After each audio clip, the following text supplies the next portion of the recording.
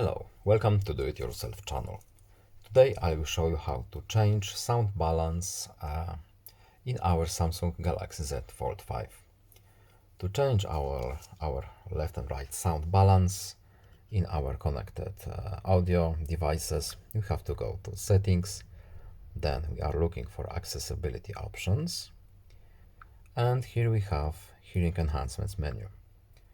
When we scroll down, we have connected audio,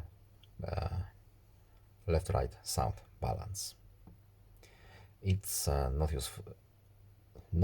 used for calls, as you can see. So we can change by simply moving this slider here and just back out. No need to save. And that's all. I hope this video was helpful to you. Please leave a like and subscribe. Have a nice day and see you in the next video. Goodbye.